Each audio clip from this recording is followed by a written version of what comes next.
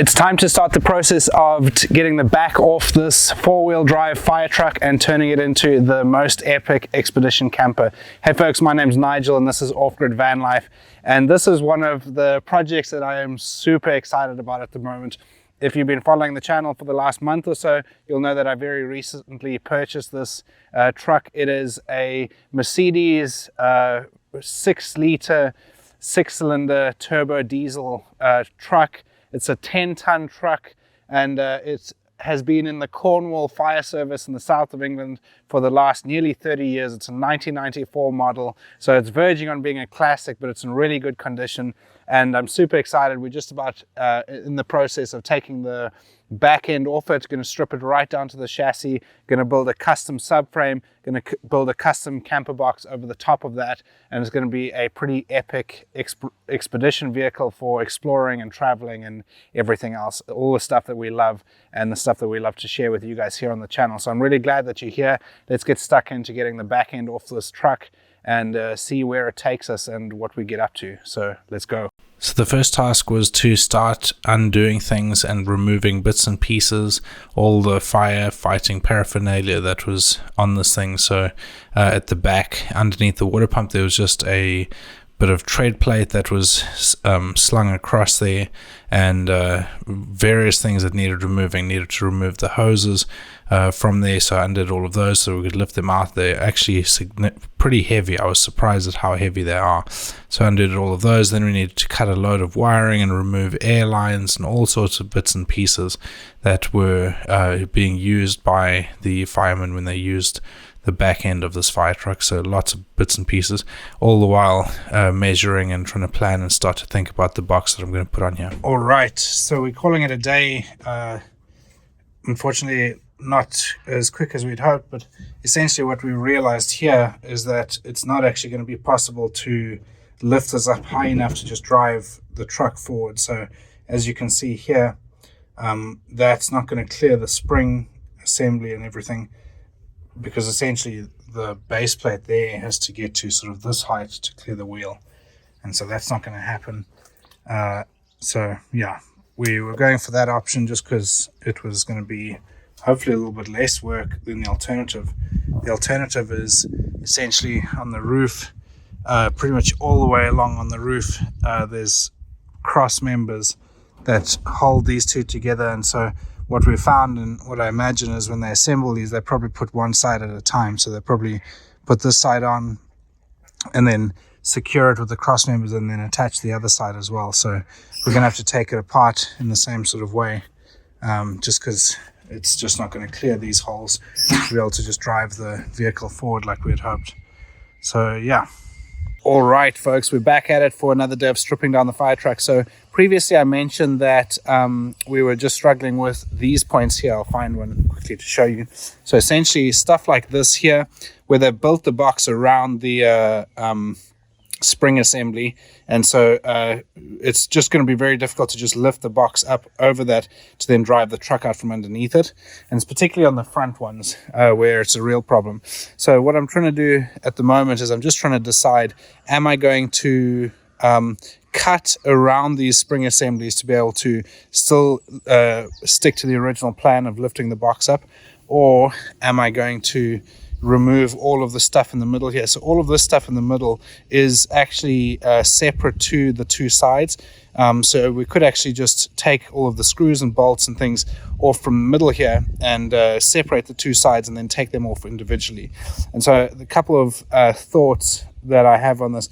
One is, although it would be quite a cumbersome thing and fairly big and heavy to maneuver, just keeping everything together, in some ways it makes it a little bit easier because it's a fairly solid thing and it's fairly easy and stable to be able to sort of jack each corner up in turn, chock it up, put stuff underneath it to hold it, and while we sort of do the other corners, that sort of thing. So it's a fairly easy process from that point of view, which is a positive. The negative is that obviously I have to cut those corners out with an angle grinder, and that'll be a fair amount of work. And anybody that's ever cut a lot of stuff with an angle grinder, especially under a vehicle, it's no fun. it's a bit of a dog of a job, but anyway. The alternative is quite a lot of work to remove all of this stuff here, probably quite a lot of work to remove all of this stuff here in the middle, and to be able to separate the two sides. So I'm just trying to decide what's the easiest and simplest way of doing that, and then we're going to go for it. So yeah.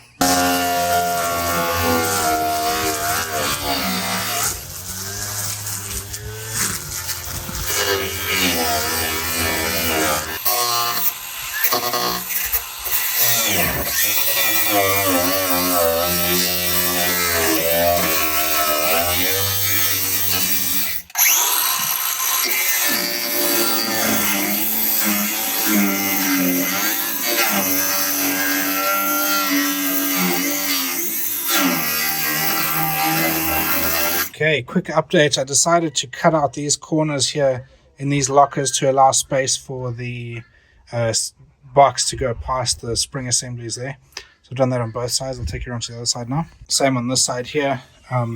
Looking pretty good, loads of room just to be able to lift that past there.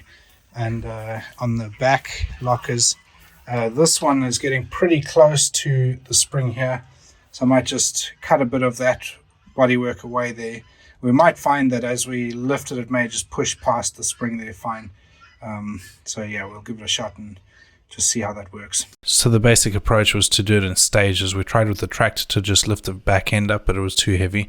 So then we just jacked it up in stages, just putting blocks under, moving the jack around to all the corners. I used a high lift jack, found that to be the most effective way of doing it. Okay, stop there. Whoop. Right, lifting up final corner. Looking good.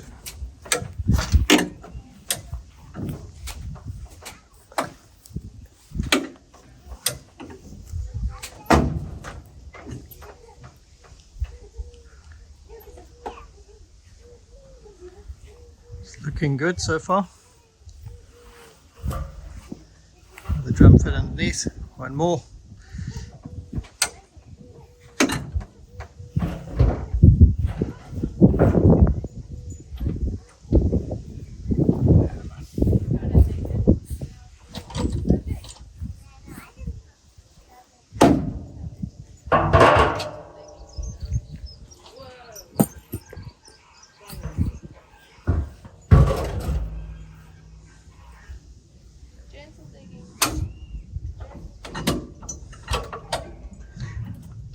The whole back is sitting on 4 drums now.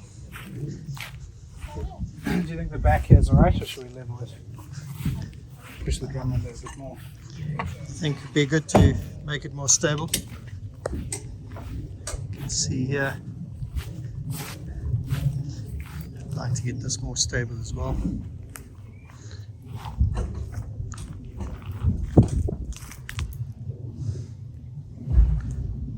There's the fuel filler dangling down there. So it needs to go up a bit more to drive it out.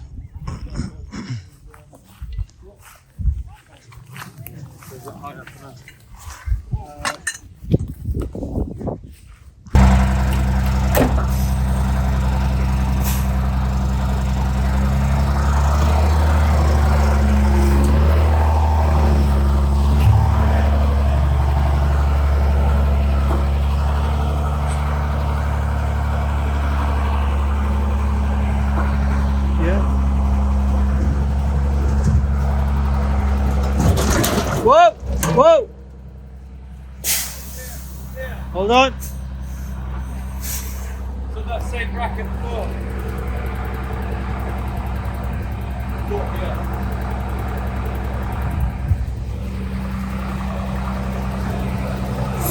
See we're pinching the cable here.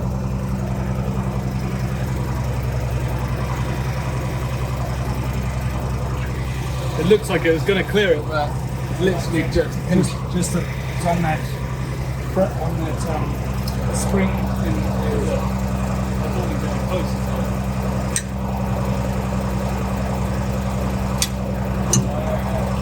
Oh yeah, you'd be able to clear it. Yeah, we good now? Yeah. I reckon you got it there.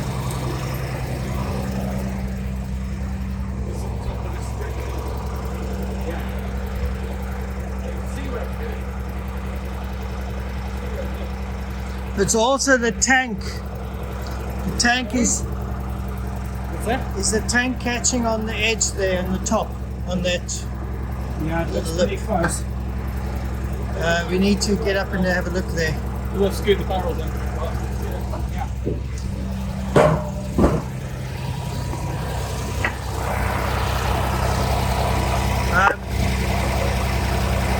We need to get in here with a...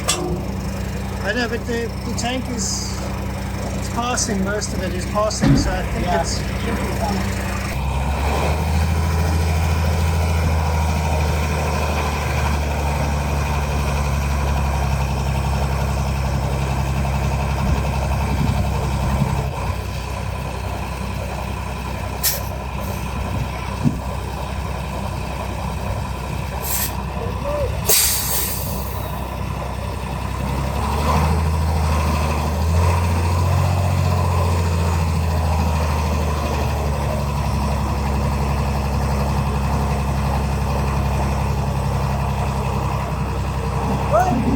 Whoa, whoa!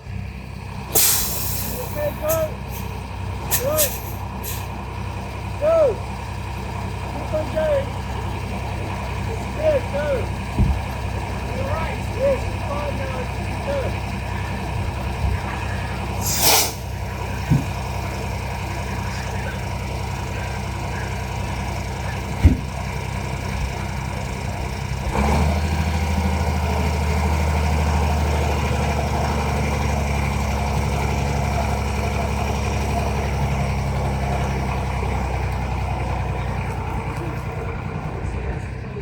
All right, well, the back end is off. We have a truck with a water tank over here. Got a little bit hairy there, just getting that off, but it was all hands at the pump, so to speak. But yeah, pretty stoked with that.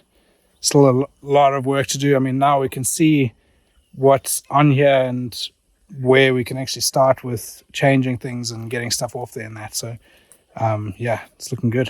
Once I had the main bits of the back end off, I could pull it into the barn where I could start attacking the water tank and the water pump. Okay, so here we have it. I have removed the bolts there on that bracket there. This bracket, disconnected all the pipes and stuff here that need to be disconnected. And same on this side. I've disconnected that joint there, so in theory that should now just lift straight up. And I think we are ready. I've got a block and tackle on the roof there with the tank chained up, so we're about to lift. These were pretty straightforward and easy compared to the rest of the back end that we took off. Literally just a case of undoing things, undoing wires and anything else that's connected to these, that connects these to the vehicle.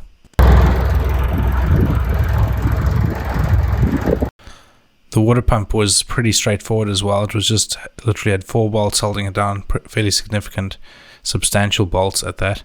But yeah, once I had the PTO off and other cables and various bits and pieces, it was pretty straightforward just to lift up. Here comes the pump. Off to the pile of things to be sold.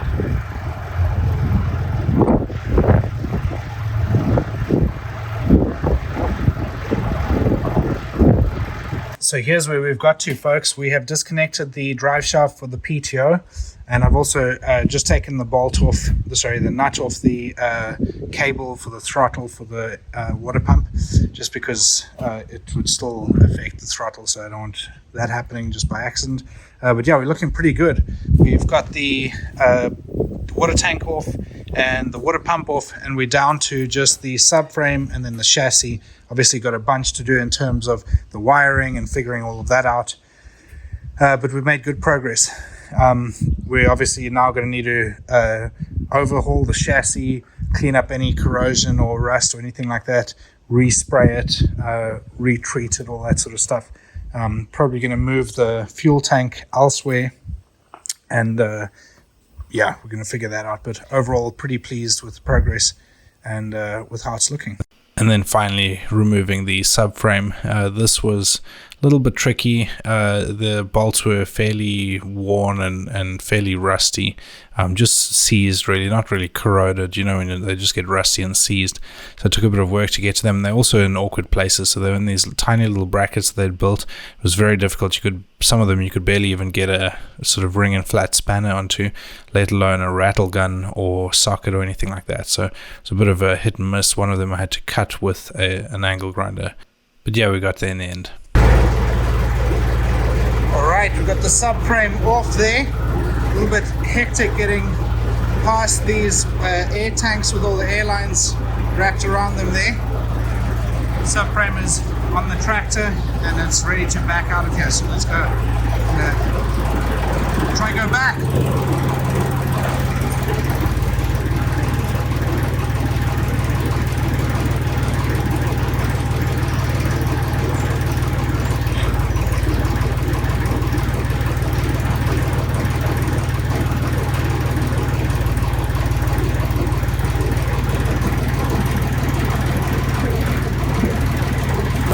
Go back there.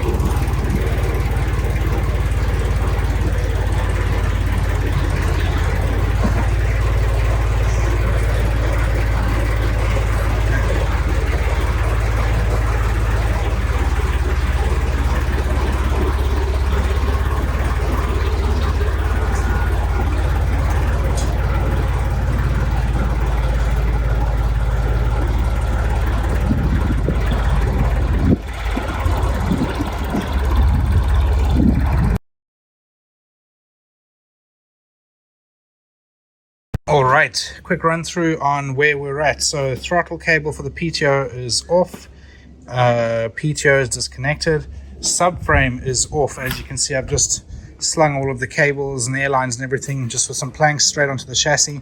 Chassis is looking pretty good. Couple of places that need a bit of attention, just where the subframe was sitting right on the chassis. I had to remove the spring for the cab to be able to get the subframe off, and then just ease past all these airlines. Obviously the air tanks are going to have to go elsewhere. We'll need to relocate those, so that's fine, and then have to unpick all of this wiring here. But overall it's looking pretty good. I'm pretty pleased with how everything's looking here. Well folks, we have made great progress. As you can see, we have the back off the fire truck and we are ready to start preparing the chassis for building our own subframe that we'll then put the custom camper box on. Bit of a slog to get here. Really getting all of that off was a lot more work than I realized. And I mean, to be honest, the work is only just starting now, in the sense that we still have a load to do in terms of unpicking some of the wiring, because obviously I've labeled all of the main things, so like the main lights at the back, so indicator, brake lights, reverse light, all that sort of stuff. But there's still a load of wiring there that don't know what it does. There's loads of different things in there that we need to unpick, take out stuff that's redundant, that we no longer need, that's specific to the fire engine, i.e. emergency lights, all that sort of stuff. All that wiring, we need to take that out because we won't need those anymore. And then we can start preparing the chassis and get that ready. We still have the old subframe on here from that the water tank and the water pump were sitting on. And we're going to be removing that and replacing it with our own subframe. But yeah, overall looking pretty good. So I'm pretty pleased with the progress. Obviously, we'll keep you guys updated. It's going to be a long-term ongoing project, and obviously we'll update you on the channel here. But thanks for watching, and we will see you in the next video. Cheers.